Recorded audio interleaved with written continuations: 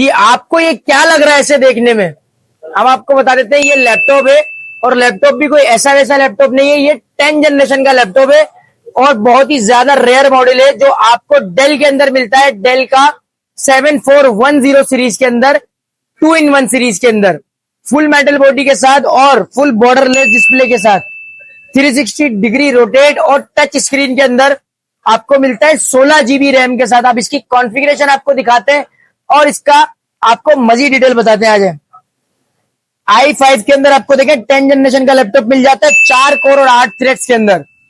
इसके अंदर आपको 16 जीबी मतलब 16 जीबी DDR4 आपको इसके अंदर रैम मिल जाती है 2600 मेगाहर्ट्ज के अंदर।